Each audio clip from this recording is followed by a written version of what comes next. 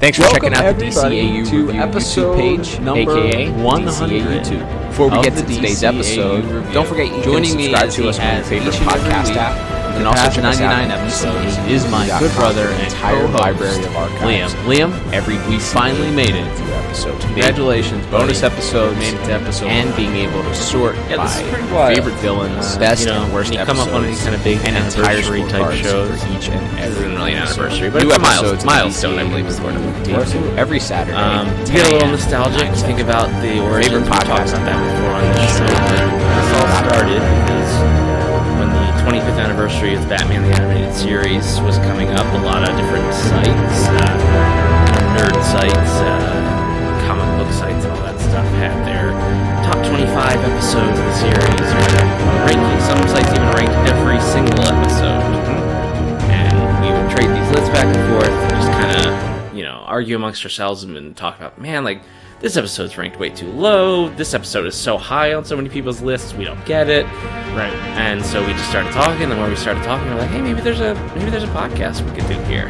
And so it went from in the early planning stages of just being a Batman podcast to becoming a DCAU podcast. And here we are, 100 episodes later. Yeah, and of course, you can check out DCAUreview.com or your favorite podcast streaming app to find past episodes that you may have missed. If you're joining us for the first time, thank you for being here with us. Definitely go back and get a chance to check out some of those other podcast episodes. Technically, this is our 100 and... Right.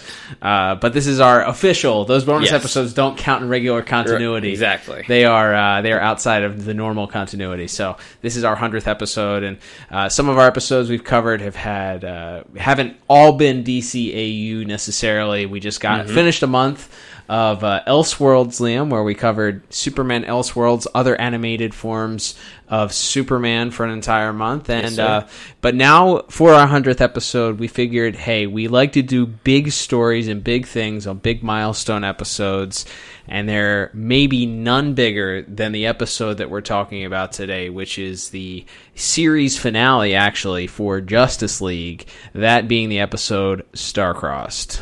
Yeah, so this episode originally aired as a television movie and was actually released on home video as a movie, but it was also technically, like some of the other big epic 3-part episodes across these shows, similarly to something like World's Finest, it was technically 3 separate episodes of the show, and as you mentioned, it also serves as the finale to the entire series of this original Justice League run before we got into the expanded roster later down the line. So yeah, it's a big epic finale, and it does not pull any punches. It is definitely, things are different. Our heroes are not in the same place that they were at the beginning of the episode, beginning of part 1 that they are at the end of part 3, to say the least. Absolutely. And if you recall, the last time we covered some Justice League, we covered Comfort and Joy back in December, which of course you can check out in the archives at DCAUreview.com. And that was the episode that leads up into this episode. So that episode ends with Jon Stewart and Shira Hall, aka Hawkgirl, and they're spending some intimate time together over the holidays, and leaves little to the imagination at the end that they've become an item, romantically involved at least. Yeah, and then in Wild Cards, the one of the other episodes right in around that time is when we get to see Hawkgirl without her mask for the first time. We see them share their first kiss. Yep, amongst other things. Yes, things are certainly implied, as you've mentioned here. But yeah, so we're kind of ramping up. There's been a lot of sort of tension and romantic attraction between Hawkgirl and Green Lantern. But here we are. They're finally a couple. And things seem to be going great, and then the episode starts. Exactly. All right, before we get into our 4 main categories, Liam, which actually, we haven't done this in a while. Maybe you're listening to us for the first time. Remind the listeners at home, give us our 4 categories that we cover here. Yeah, so our 4 main categories, which we rank every episode we review on, are pretty simple. We have plot, we have visuals / animation, we have the music, and the voice acting. So each category we rank from a score of 1 to 10. Sometimes 0. Yes, I should say yes. Technically, it could be a 0 to 10. And if for some reason there's something we want to talk about that isn't covered in those 4 main categories, or if we just want to throw something in the episode as sort of a special shout, we can also add on a bonus point that tacks on to our final score. Like we said, each category is from a 0 out of 10, 0 all the way to 10, and our final scores are blank out of 40. So there you go. Yeah, right now, as far as I know, there have been 3 perfect episodes in the history so far that we've covered here. All 3 of those Batman the Animated Series episodes, if I recall. For you, yes. For me. Mine, I actually did give a perfect score to the aforementioned Comfort and Joy. There you go. Which we talked about that. Just back in December. So we've had some perfect episodes, and then we have our top picks, which is really the best of the best, which you can find on the website broken down.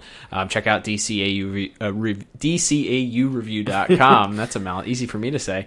You can check out our top picks section, and that has the best of the best episodes that we've covered. Anything that's ranked basically 37 and above, and we've covered one pretty much from each of the main DCAU there. So Liam, let's get into this week's episode, though. As you mentioned, Starcrossed originally debuted back on May 29th, 2004, so that puts us about 16, coming up on the 16th year anniversary of that program. So I know you're chomping at the bit to give us the IMDb synopsis, as you do each week for our episode. So what does IMDb have to say about this episode? In fact, I have 3, because there's one for each part. You see, this episode is already bigger, badder, and better than ever, baby.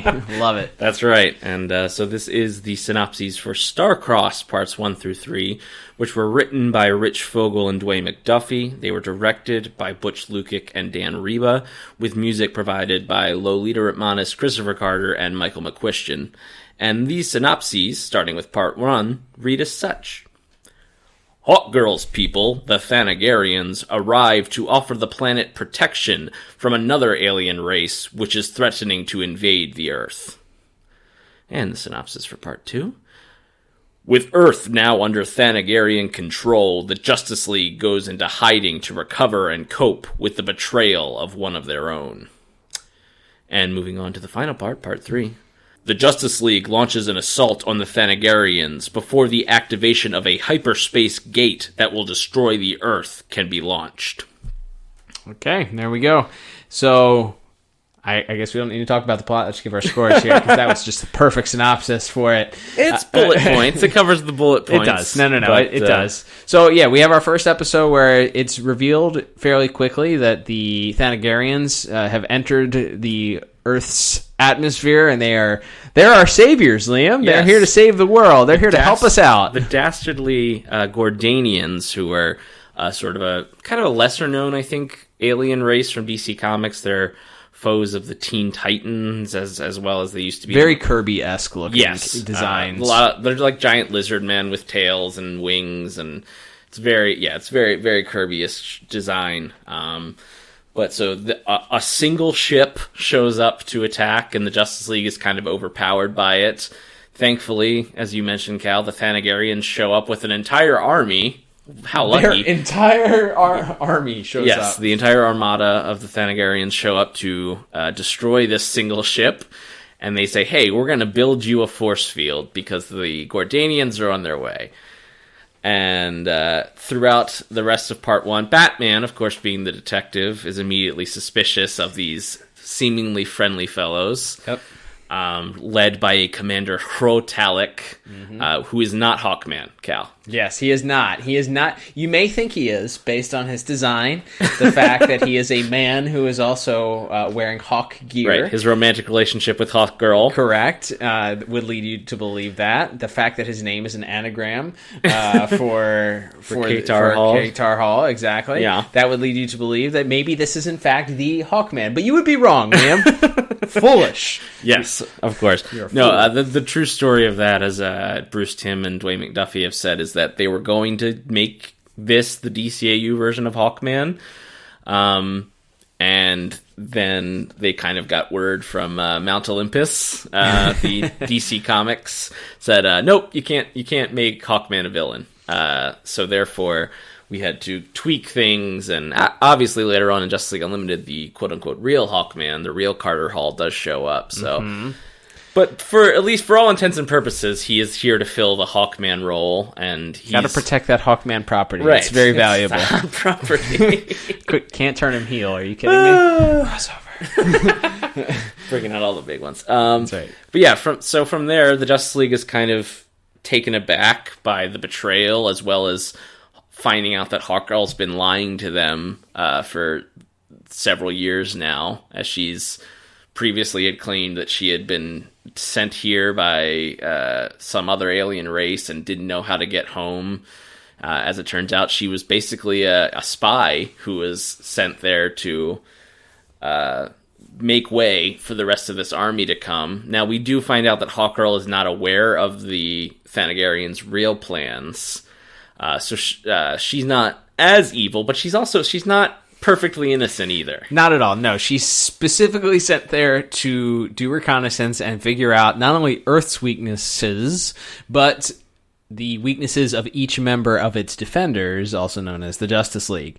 So she is solely responsible for exposing the weaknesses of each member and allowing them, the Thanagarians, to overpower them ultimately, because as we see, once the cat's out of the proverbial bag and they realize that these Thanagarians probably aren't up to too much good going on here, they decide that they're going to go and they're going to, well, there's an interesting scene where Batman finds out, and it is confirmed, as we'll talk about in some of the visuals, I'm sure, but he is captured and he relays the message to Wonder Woman, who then relays it to the rest of the League, and they realize that they're not up to something good here, that it's all a ruse, that the Thanagarians are using the Earth as a sort of sacrificial lamb, I guess is the way to put it. They've created this very science fiction-y chain of hyperspace gateways that they're going to use to get their army behind the force shield of the Gordanian home planet. Tale as old as time, as we like to say here. Of course. But Earth is the last, link in the chain that they need to set up this hyperspace gateway. But in opening this gateway, they're going to basically destroy the Earth and just rip it apart to open up. Because they're basically essentially opening up a black hole in the center of the Earth. So obviously, as we mentioned, the Justice League is captured because Hawkgirl let the Thanagarians know what all their weaknesses are. They come with a kryptonite laser for Superman. They're able to overpower Jean. They have some sort of gravity gun that keeps the Flash from running.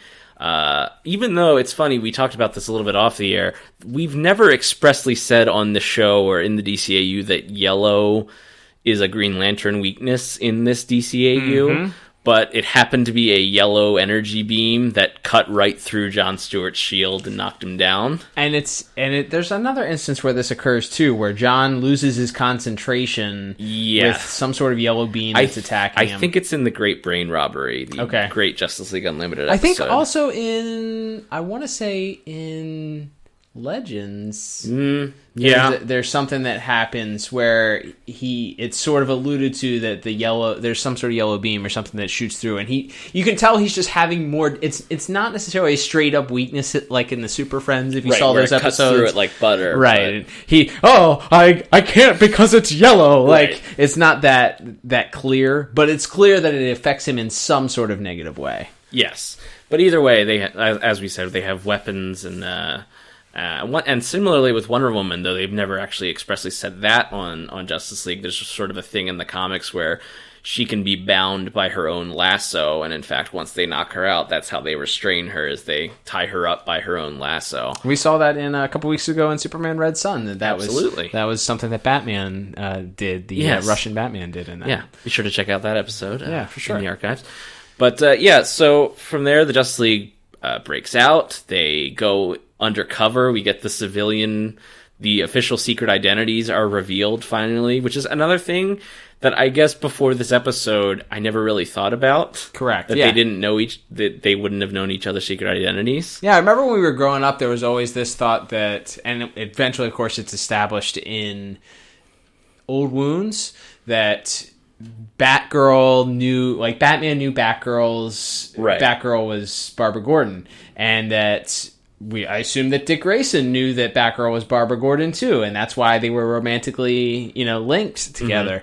But of course, we learned later on in Old Wounds that wasn't the case. And then, so I think our minds just naturally go there to that point where it's like, oh, well, yeah, they're superheroes. They must just, of course, they're sharing their secret identities with each other. They, who cares? Right. Like, they're superheroes. But yeah, we learn through a hilarious line from the Flash that he's very reluctant to expose his secret identity that Batman clearly already knows. Yes.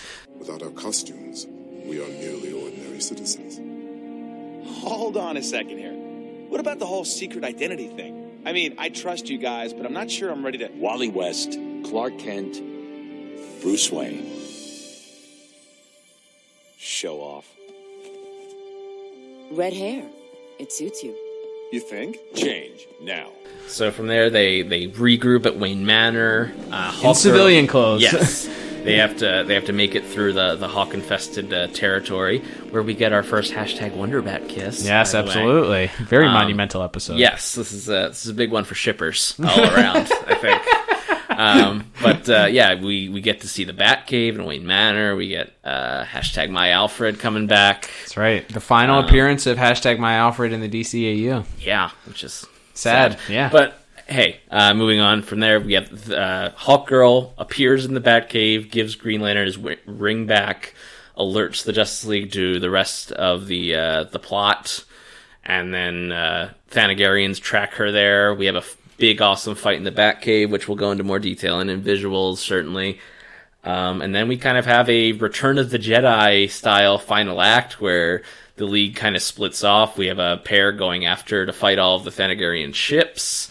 We have Batman and the Flash and Martian Manhunter break off to go take down the shield generator, although ultimately Batman is really the only one that ends up going on that mission. Yep. And then meanwhile we have Green Lantern kind of being the Luke Skywalker and going by himself to confront the main villain of this piece. Not Hawkman. Right, not Hawkman. Rotalic. Right. And try to take down the shield generator from the inside so that Batman can blow it up with the Watchtower. It all kind of comes to a crescendo. Obviously, the good guys win. Shayera makes her choice. She sides with the Justice League after all of it, and with Jon Stewart.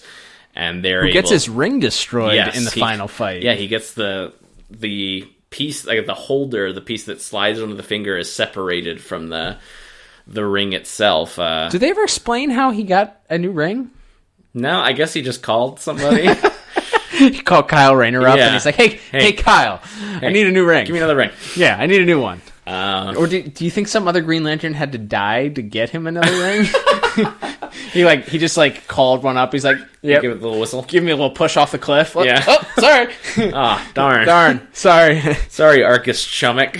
Yeah, if you have any fan theories on how the Green Lantern got his ring back, go ahead and tweet Liam at DCAU Review. Definitely. But yeah, then we have our wrap up as the Justice League is victorious. Hawkgirl, not knowing how the Justice League voted, whether or not she's allowed to stay in the League or not, simply resigns. And she and Green Lantern kind of have a nice last sweet moment together, and that's the end. It really ends on quite a down. She literally flies off into the sunset and tells John that he loves her, and as she's clearly far enough away where she can't hear him. He says he loves her too. So yeah, and that's roll credits. Yeah, for the series. Yeah, for the series. So we can. We've been talking for a while now. That's obviously, okay. It's a big time episode. Yeah. We're gonna have to go over everything kind of with a little bit more detail than we normally do. But it's a giant size 100th episode. Yeah, as far as we can get into scores for our plot here.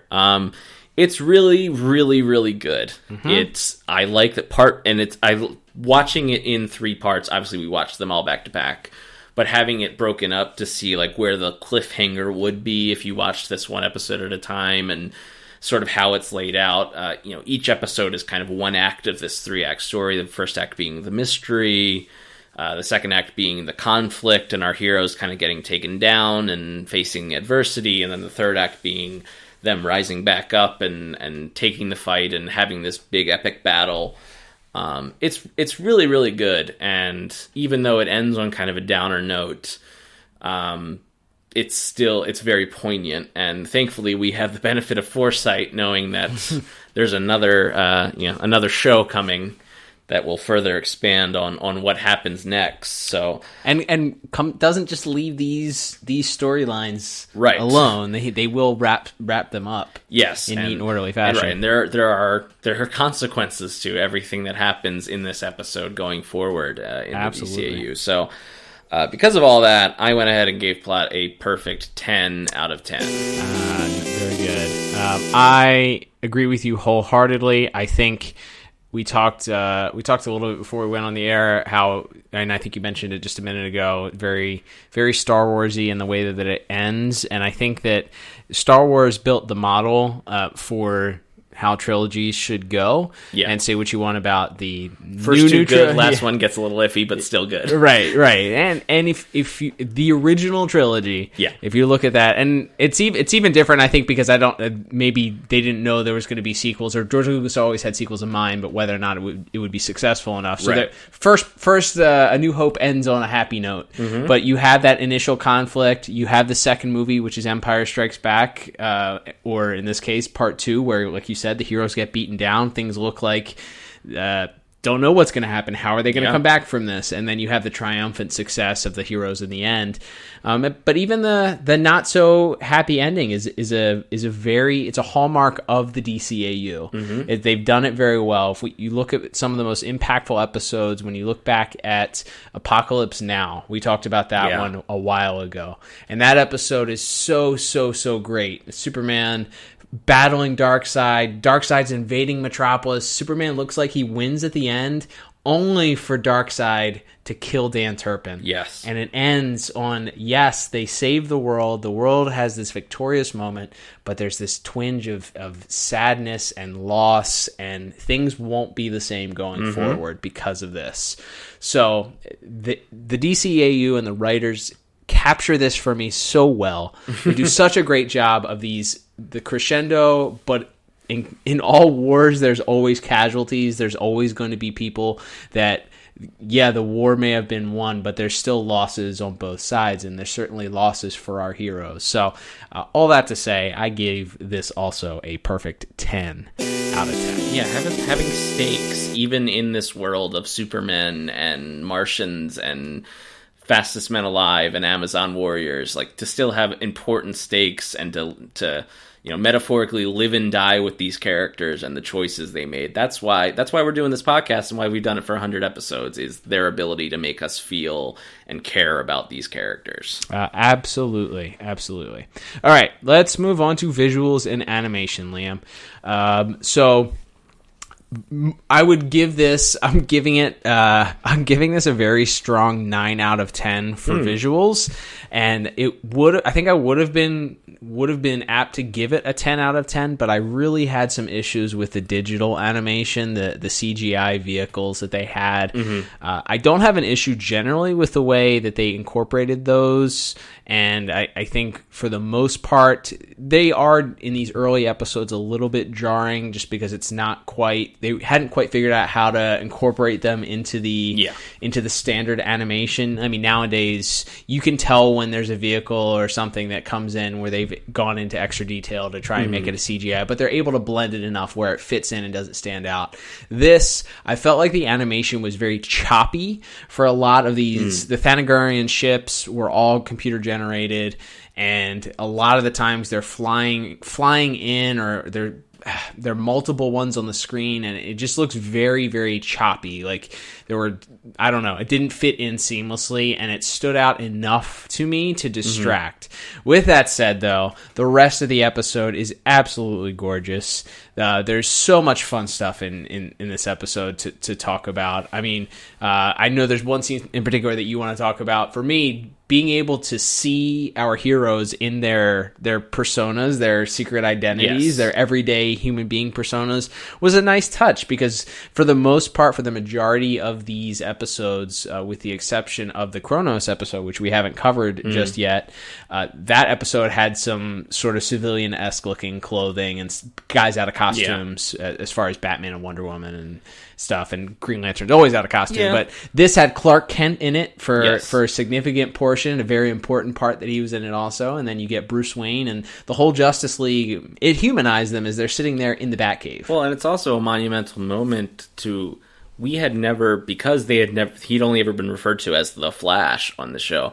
We didn't really know for sure which Flash this was. Clearly he had a lot of personality traits of the Wally West Flash in the comics, but we really didn't know for sure, and it had never been talked about, because we'd never seen him out of costume on the show. Right. So to have this confirmation that he is the red-haired Wally West character, who's, I think, a Flash who, especially to our generation, is the Flash. Absolutely. And I think a lot of the personality traits that were his best traits have now been placed into the Barry Allen character, who appears in various forms, either that be the current comic books or some of the live action portrayals of the Barry Allen version. But and that's not necessarily a bad thing, but it's just kind of how things go. But we especially have a love for that Wally West version of the character. Absolutely. So finding out for sure, 100%, no doubt, that it is in fact the Wally West Flash was very cool.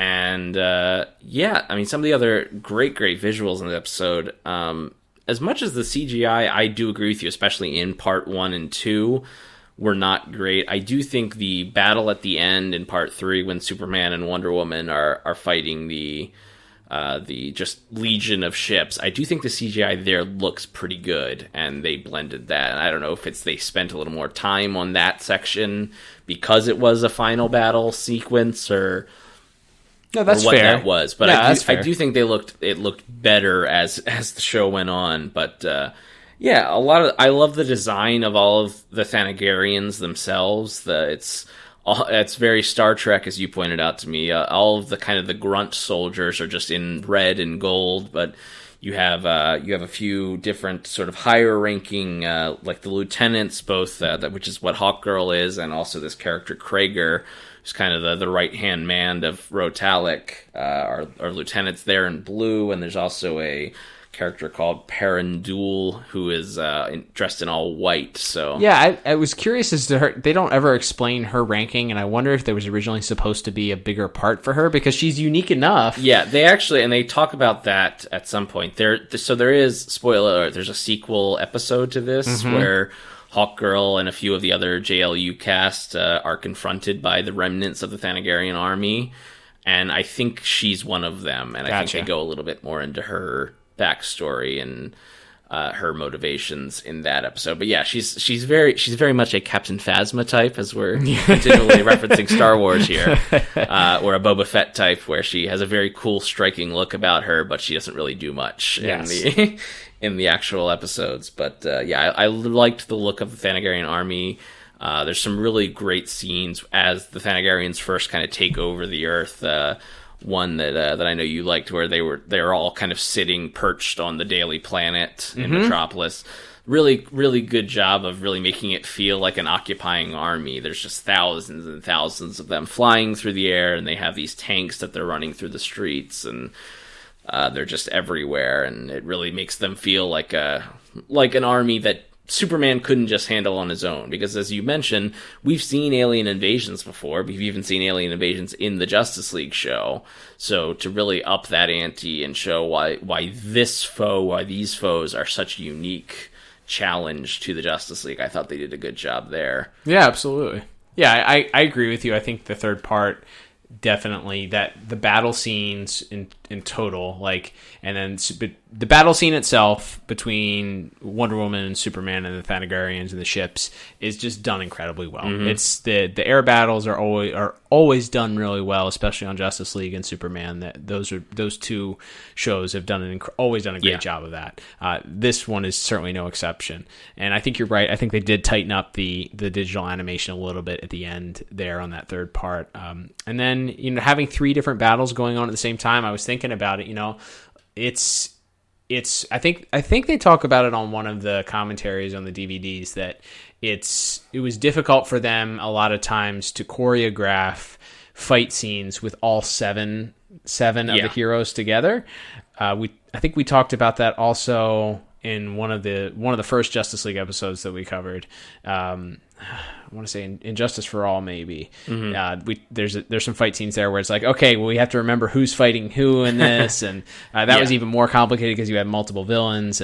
But for this, they split them up, but they kept them. You didn't lose the action that was happening with each of them. So being able to split them up, each character, and again, we might as well just call this the Star Wars episode. It's the Star Wars model where you take the biggest characters, you split them up, and they each have their own battle that they're fighting, and they may interact in some way or cross paths in the middle of them, but they all have their own standalone fights. So yeah, that choreographed final scene was really great. Yeah, the battle when they first break out of the prison cell. Oh, that's incredible. Where Superman, all of the superpowered heroes, with the exception of Wonder Woman, are kind of they're either in Green Lantern's case, he doesn't have his ring and he still has his big metal handcuffs on, and then the Flash and Superman and Martian Manhunter are all kind of still feeling the effects of the devices that were keeping them depowered. So we get to see Superman with a big old hammer that happened to look a lot like Thor's, as you pointed out. He's worthy. Yes, turns out he would be worthy to wield it. Yeah, yes. There's a crossover. That's for the 2030 Secret Crisis comic book. It's coming, baby. It's coming. I feel it. I can't wait. But anyway, that scene's great. You see all of the different leaguers brandishing different weapons. Yeah. The final bits, we've already kind of touched on in part 3 with Wonder Woman and kind of wrecking shop on the Thanagarian ship, and then the fight between Jon Stewart and Rotalic is brutal. It's really violent, and also between Fro and Shaira is incredibly vicious. And yeah, they we were looking at it, and I think they say it on the DVD commentary that they toned down the violence a little bit because one of the producers felt very, very strongly about domestic violence, and so they toned it down a little bit, but it's still like the original. They were like, yeah, the original scene had not Hawkman smash her face into the wall, and it's like, oh man, yeah, that would have been brutal, but it's still brutal. Like he backhands her, openly backhands her, and it isn't like some ones we've seen before where like we see the hand go up and then we cut to the woman getting knocked back. Right. No, we see it. We see fist on, hand on face. Yeah, it's brutal. And then the battle, like you can see it in John's face at the end. It's just, he looks like, Rocky Balboa at the end of Rocky 1 or something like that. Just face just absolutely a mess. Yeah, absolutely. He's got this big slice across his chest. His his fingers are kind of broken after Talik breaks his ring, and he's just a physical mess. Meanwhile, we have Batman driving the Watchtower into the heart of this hyperspace generator, and as it's burning up on re-entry, and he's losing consciousness. So we see Superman break away from the battle to go save Batman, and as you mentioned, they do a great job of you never lose track of anybody. Right. Martian Manhunter and Flash are kind of out of the battle because they were sent on an escape pod with the rest of the Thanagarians. That tricky Batman tricked him into it. Right, Batman, instead of leaving with them, tries to pilot the Watchtower into the heart of this space generator. But I think the pièce de résistance, if I could invoke a little French in this episode. This on our 100th episode. Yes, for the first time. Liam's going to speak French. But is probably the battle scene in the Batcave between the Thanagarians and the Justice League. We'd be remiss not to mention it. It's so fun. It's when the heroes are finally back on the upswing, and you can tell that, like, all right, they're going to do some battle here. Superman gets a little sarcastic and a little quippy, which is good. And Batman gets to use often. Well, nowadays I feel like it's seen more often. They used it again in the Dark Knight movies. They used it in the Batman also at one point. But the Sonic Bat Caller. Yeah, I remember them talking about it, how hard it is to come up with good action moments for Batman.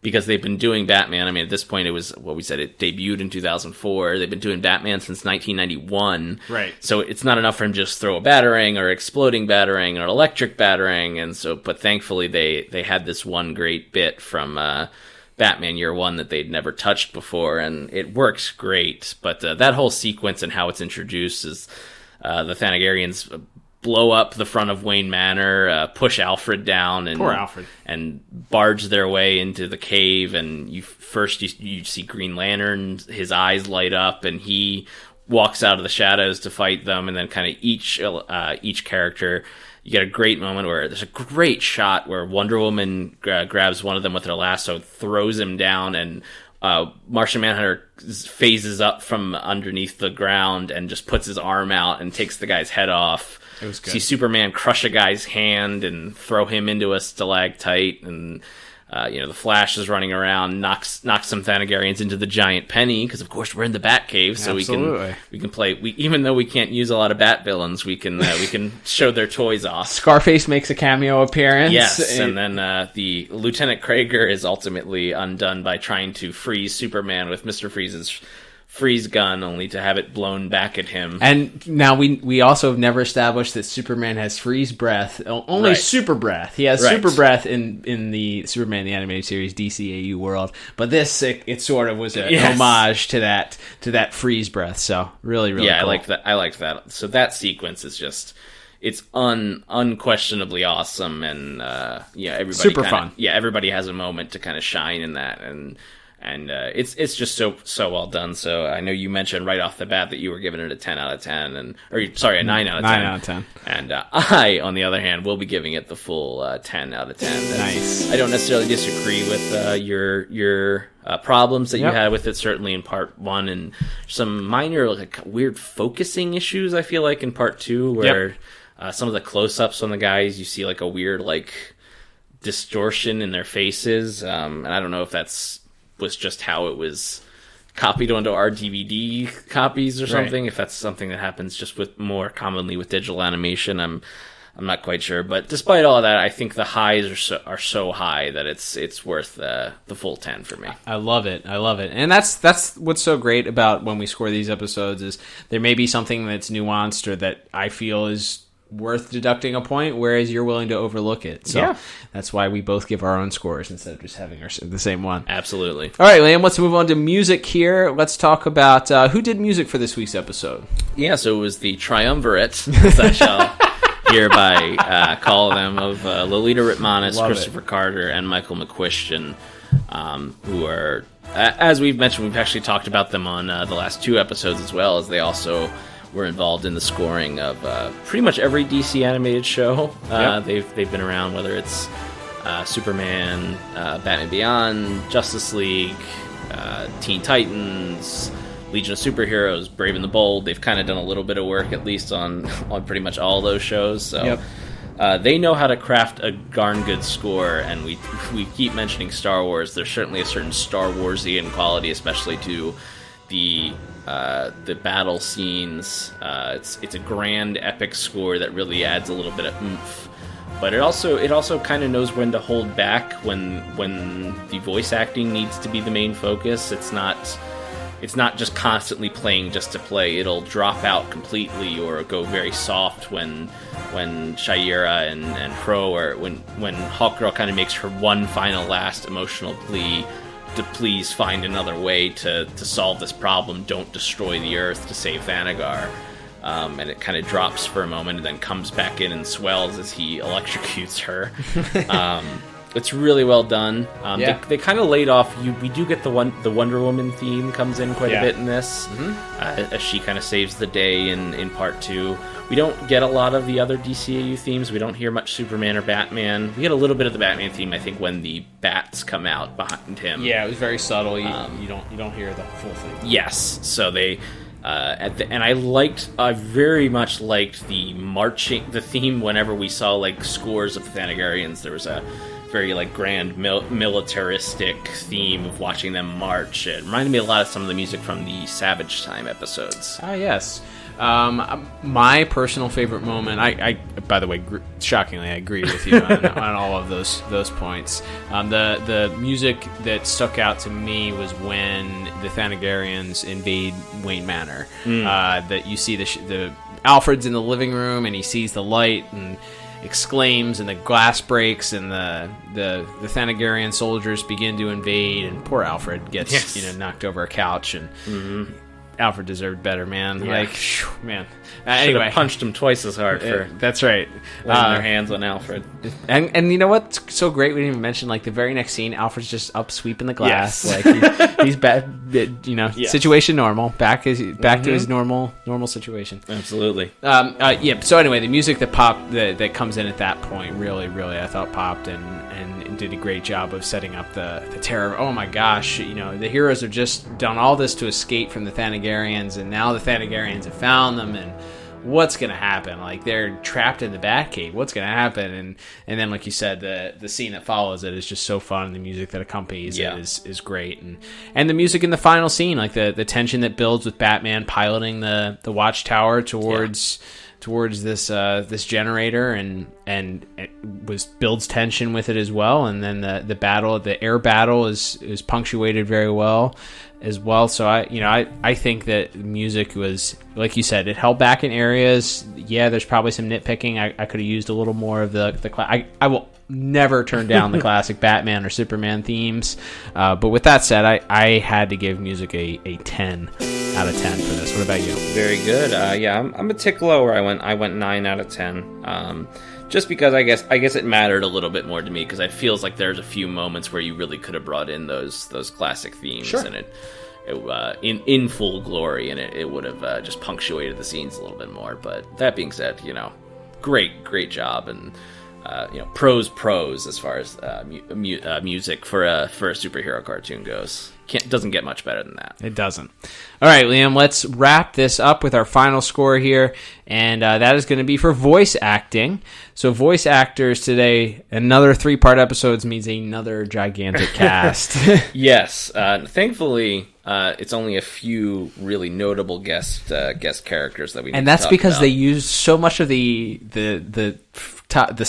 major 7 to then just do minor voices throughout. I think everybody pulled double duty as either Thanagarian soldier or a citizen, general, or right. somebody in the UN or something like that. Yeah. They were all pulling their weight on this episode. Definitely. But so as far as our guest characters go, we have Victor Rivers, sort of a veteran television and film actor, playing Crow Talek. He has a very thick, I guess it's some sort of Latin American accent. Yeah, the note said that they originally, that's when they cast Maria Kanellis, they wanted her to have a Spanish accent to a point, I guess, and then that's why they gave all the Thanagarians a Spanish accent. I was not, his performance in part 3 I think redeemed it for me, but parts 1 and 2 he's very monotone. And I don't know. I was not a fan of his performance in 1 and 2. I agree. I think it like turns a corner, and I almost wonder if this was intentional. If this was intentional voice direction by Andrea Romano, because he's very militaristic. Obviously, he's the leader of this giant army, right. And he's got a job to do, and he's being very level-headed and even-keeled about everything. And to your point, very monotone in the vocal performance. And then there's finally a scene when Shaira kind of first realizes what the true plot is, and she's begging him and she's telling him, you have to change we can't do this. There's millions of lives at stake. And he takes off his mask, and you see this scar he has on his face, and he asks her, like, have you forgotten that we're at war? Have you forgotten what these terrible Gordanians have done to me? he mentions being living in a prison camp for years, and from that moment on, which I think is near the end of part 2, and then all of part 3, I think he's really good. Mm-hmm. But I would agree that first part, and again, maybe that was intentional. It's hard to say. Hard to say. I didn't care for it. I could have used. I mean, it. I appreciate what you're going for, and I can certainly see where that would make sense. Mm-hmm. But it came off just very robotic. That's fair. And some of our other notable guest stars, we have Elizabeth Pena as Perindul, who we mentioned is kind of this side character that doesn't get a lot of play here. Right. But I mean, again, she's an interesting visual character, and hopefully maybe one day when we review the episode where she returns, we'll have a little bit more to say. We have the veteran actor Hector Elizondo playing Lieutenant Krager, who's the right-hand man to Rotalic, and also maybe is in love with Rotalic. Definitely is. We did not mention that plot point, but when Martian Manhunter reads his mind, in his mind there is a statue of Rotalic, and next to it is a beheaded statue of Shaira, replaced with his own statue. Yes, so that's an interesting wrinkle to that performance. But he's kind of just this sleazy second in command.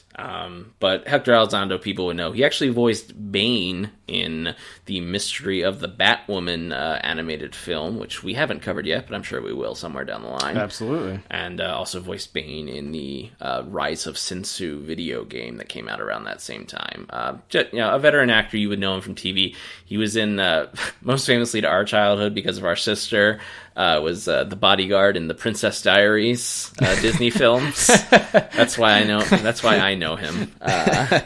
Other than his voice acting performances, but that's great. He's a good, like, smarmy, wormy guy who's kind of whispering into the leader's ear. Absolutely. And then obviously we would be remiss to not mention the for our money the most important guest star, that being #MyAlfred, Ephraim Zimbalist Jr. in his final appearance, as we mentioned, as Alfred Pennyworth. It's one of those things where Alfred didn't need to be in this episode. You didn't need to set that fight at their hideout. Didn't need to be the Batcave. It could have been the Kent Farm or something. Like, it could have been, or some other, safe house that Bruce Wayne bought or something. But having it be at the Batcave and having Alfred there to answer the door when Green Lantern and the Flash show up is such a nice little touch. And again, it just gives you that little extra thread of continuity to remind you that these are the same characters that you've been watching since the early 1990s. And Alfred has so seen it all that he's not even the least bit befuddled or confused by Superman and Martians showing up on his doorstep. He's taking it all in stride, as he always does. So it was great to hear his voice again. And he also plays such a pivotal role, and we sort of joked about it, but Alfred also didn't have to be in that final scene. The very final scene where, Shaira is waiting to hear whether or not they're going to kick her out of the league or if they're going to allow her to stay. They've been in there a long time. Yes, miss, they have. If I may be so bold, I'm neither a superhero nor a soldier, so I'm hardly qualified to judge your actions by those standards. But I do know this. Without the great sacrifices you've made, we wouldn't be here to share this nice pot of tea. Whatever they decide in that room, in my eyes, you'll always be a hero. She doesn't know Alfred doesn't know her from Adam. Right. But Alfred takes the time to show loving comfort to her, tells her that she's a hero in his eyes regardless, that she did the right thing ultimately, and that no matter what the vote is that she's a hero. Yeah. And it's so good. Like, Alfred is too good for everybody in this series. Yeah, he's always going to be there. He's always going to be there for Bruce. We always know, but he takes a moment. He says, "I'm not a superhero. I'm not a soldier, but I've been watching. Like, I pay attention, and I know that you made a terrible choice that you were caught in the middle of, and you'll always be a hero to me." And it's like, and like getting that little seal of approval, because I think it's fair to say, like, no one's really in the wrong. Like, because obviously Wonder Woman and I guess Batman to an extent are pretty much like, no, she betrayed us, she lied to us, get her out. Right. And, the Flash and Martian Manhunter are much more sympathetic to her, with Superman kind of being on the fence. Right. And in this little discussion scene they have. And so in the middle of all of that, while they're both quote unquote, both sides are making good points, to have Alfred just go, look, you were in a tough spot. Maybe you made some mistakes, but in the end, you gave up everything to save the world, and that means you're a hero. And that's great. And Ephraim Zimbalist is fantastic in that role. So I'm so glad that they put him in this episode. Yes. It's especially with Ephraim Zimbalist no longer being with us after sadly passing away in 2014 and not really getting to portray this character again. It's a nice bow for this character. Yeah. It's a nice way. It fits the character perfectly, like we said, and such a pivotal character that was there from the beginning. Ephraim wasn't, unfortunately, didn't portray him in those first couple episodes. # not my Alfred. Yes. But since he came along there, being able to go from Batman the animated series all the way up through Justice League, playing that character in Superman the animated series also, and a couple those other ones. It's just really cool. Yeah, and he's always been such an important part of pulling Batman back from depression and the abyss, and to see him do that again, but this time for a hero he doesn't even really know at all, was just a really nice, good summation of this Alfred character and he's a good who person. He is at his core. Absolutely. Yeah, for sure. And then, rounding out, of course, we have our main cast, that being Kevin Conroy as Batman, George Newbern as Superman, Phil Lamar as Green Lantern, Michael Rosenbaum as the Flash, Carl Lumbly as Martian Manhunter, Susan Eisenberg as Wonder Woman, and the Woman of the Hour, Maria Kanellis as Hawkgirl. Everyone's really good. Yeah. I thought this was Maria Kanellis' best performance to date. She's very good. I've had some critical things to say about some of those early episodes where I felt like maybe she was a little too wooden or robotic, but she gets the chance to really flex her muscle here and really show her acting chops, and she does a great job. She does a great job of playing that person, like you said, that's a soldier that's caught in between doing what she feels is right and what her orders are, and it's really, really good, and I think everybody else does a really, really great job as well. Yeah, I agree. As we mentioned, everyone kind of has a bit of a moment in Batman in part 1 getting to be the detective, and then at the end trying to sacrifice his own life. Gentlemen, it's been an honor, that he tells the Flash and the Martian Manhunter as he sends them away, is really, you feel that, and Superman being so exacerbated kind of by the whole situation, because obviously he's not a guy who feels powerless very often, and then also when he finds out that Batman's trying to dive bomb the hyperspace drive, you get a nice little moment of their friendship too, as Superman saves Batman at the last second, and they joke about how each one kind of always has to be the hero who saves the other. Yep. Wonder Woman, I think, is really interesting in this episode because, again, she is mad. Yeah. For a lot of this, she really, from when they break out of the prison cells on, she is furious at Hawkgirl and again, it's not. Yeah, she's betrayed. It's not unjustified. She was betrayed, exactly, and she feels betrayed. Who wouldn't? Right. And if you look at it, and the sort of the justification for a lot of it as well, she was following orders. She gave up everything she ever knew to came here. So did Wonder Woman. Right. Wonder Woman gave up living on an island with her sisters, with her mother, to come save man's world. Yep. And she did it out of complete selflessness. Yeah. And because because in her mind she's a true hero. Right. And to see the only other woman on the team, for that matter, being turning out to be kind of two-faced and lying to them, and it clearly hurt her. And obviously this relationship, which is the great part about there being another series coming, is this relationship, the Hawkgirl Wonder Woman relationship, is fleshed out much more later on in Justice League Unlimited. But that matters and feels very justified.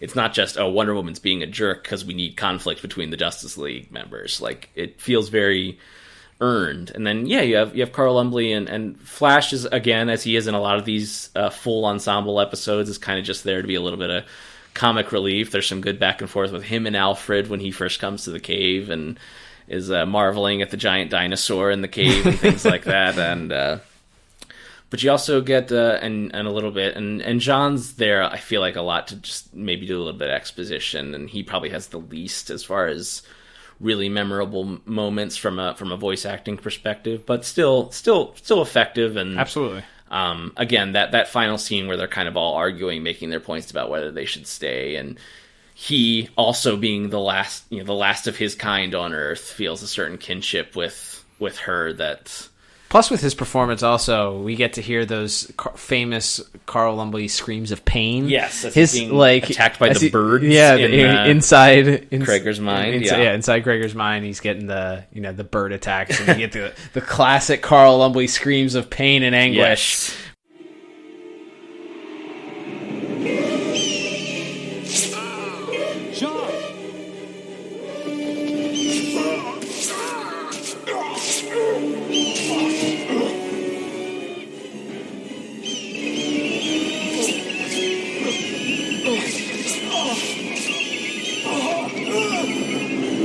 Which the dude, say what you want about the dude, but that dude knows how to make it sound like he's in pain. Oh yeah, he's incredibly talented at that. But so because everyone was so darn good, and obviously, as we mentioned, Maria Canales, I would agree with you. I think this is her best episode. The back and forth between her and John, which obviously, as we mentioned, has been built up kind of over the whole series. Mm-hmm. They're, them first kind of being argumentative with each other, and then finally towards the end of the series falling in love. That's really good. But also, obviously, we never had met Rotalic before this episode, mm-hmm. and being able to honestly feel like they were once in a relationship, and that she does have feelings for him and doesn't want to see him and the rest of the Thanagarians, the rest of her people, go down this path of creating more violence in order to stop violence against their own people. The conflict is really there, and I think she does a great job portraying that in her vocal talents. And for sure, so for all those reasons, I gave voice acting a score of 10 out of 10. Very, very good. And actually, I had initially given this score a 9 out of 10 just because of Rotalic's acting and me not caring for it in those first two episodes. But as we're talking here, Alfred's performance alone gave me that extra boost there. Wow. So I too am giving this a perfect 10 out of 10. Pretty special. Yeah, man. So let's total things up.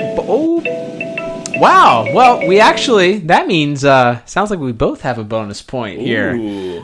So I will share mine, and then I'll let you share yours. Sure.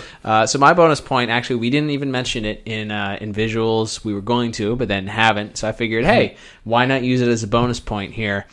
So my bonus point goes to the added visual gag of Batman disguising himself as Alan Napier, a.k.a. the Alfred from the 66 Batman. Yes. Which was, they could have had him dress up as anybody, but they decided to do this visual gag of Alan Napier. If you guys are familiar with him, we were discussing actually as we were watching the show, like maybe for me, probably top 2 Alfred. Yeah. I like Michael Caine. I think Michael Caine's a good Alfred. Obviously, Ephraim Zembels Jr. is Alfred. Right.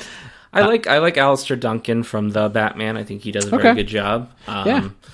I didn't dislike the Keaton / Schumacher Batman film actor, but I never was struck by a great performance by him either. The whole storyline that they made him having Batman and Robin just killed it for me. Oh yeah, where he happened to have the same disease that Nora Freeze had or whatever. And then Batgirl's his niece, and he made her a costume. But she's not British. Stuff, but she's not British. Let's not talk. We need a whole episode on Batman and Robin the movie. Yeah, Jeez. that'll be a bonus episode or somewhere down the line. Anyway, but yeah, Alan Napier as Alfred. Growing up, we've already talked about it a little bit, but in past episodes. But we have a special place for Batman 66 in our hearts from watching reruns on FX back in the day when it was actually just a show that showed reruns of CBS television shows. And including Wonder Woman and Greatest American Hero and all those CBS shows from the 70s and 60s. So, Alan Napier disguise, huge pop for that. So it gets an extra bonus point for me. Awesome. And yeah, for me, it's sort of not necessarily a specific moment, but more of a general concept. And I love that whether it's an action beat or more of an emotional beat, every character gets one great moment among these three parts. We've mentioned in passing how the creators have spoken about how hard it can be to juggle 7 characters, 7 protagonists in one episode, or in this case 3 episodes. How hard that can be, but everybody has a role to play, whether it's in a specific action scene. Obviously, Batman has his roles as both the detective and then as the man trying to sacrifice his life at the end. You have Superman kind of being overpowered at first, then kind of getting to be a bit more badass towards the end. And I love that sequence that we mentioned of him blowing the freeze ray back at Krager. I think that's so cool. Obviously, Jon Stewart is kind of the emotional heart of this episode because we're kind of with him probably more than any of the other Leaguers as far as knowing what he's feeling, what he's thinking, because he's sort of immediately betrayed as the episode begins when he finds out that Hawkgirl is engaged to another man. But then there's the subsequent betrayals of the Thanagarians trying to blow up the entire planet. But so he has several great moments. That, as we mentioned, that fight scene at the end with him and Pro is great. Flash has a lot of funny lines and great moments. Like I said, I love the interactions with him and Alfred. Wonder Woman being the one to kind of break free of the prison cell, I think is really good and shows her resourcefulness. And I think this is the first time we get to see DCAU Wonder Woman brandishing a sword also. Yeah, that's true. Which is kind of a much more common thing to see her with in modern comics and movies. But, maybe in that first, we haven't covered the episode yet with her and maybe and Ares. It's the first one I remember seeing. Yes.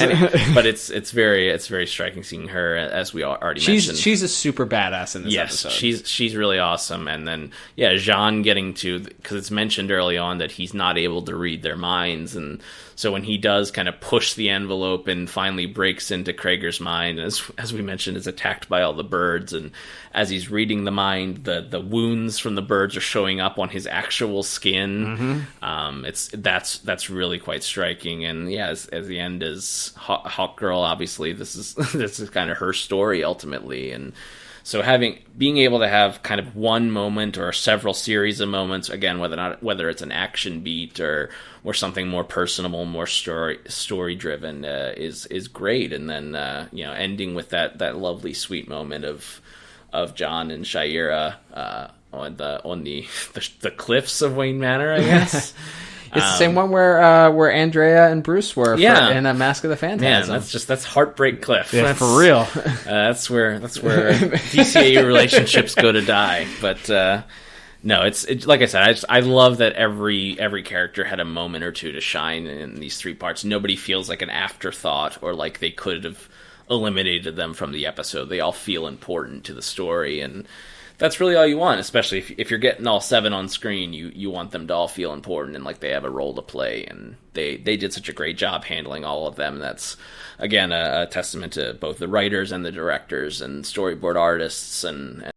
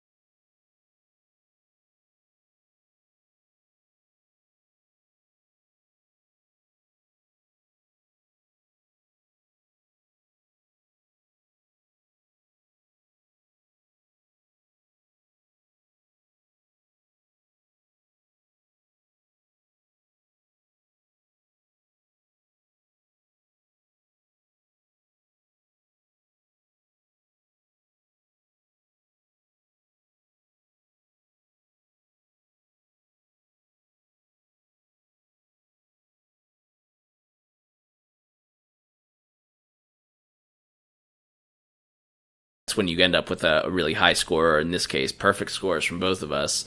And obviously, we picked this episode for our 100th episode because we assumed it might be high ranked and that it would be a big fun episode to talk about. And in fact, it was. Maybe didn't expect that both of us would end up with a perfect score for it, but again, that's a testament. It's everything coming together, as you said, Cal, to bring you what is a pretty darn perfect series of episodes or television movie, however you choose to watch it.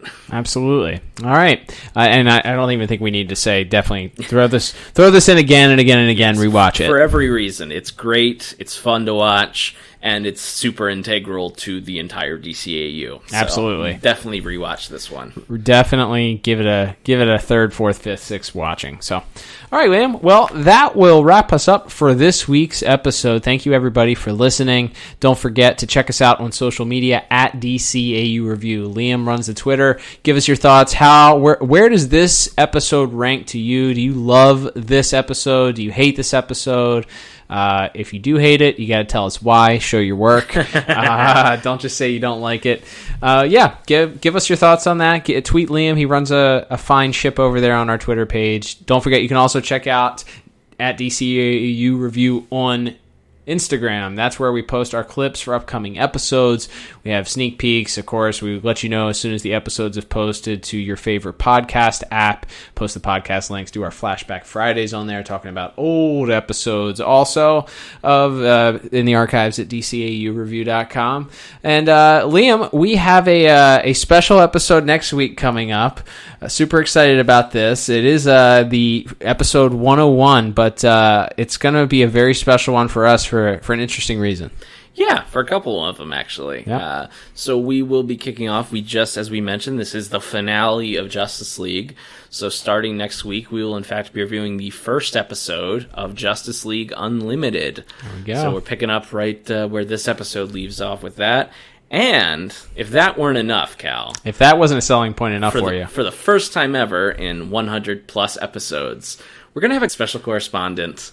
That being James Strecker of the Watchtower Database YouTube channel.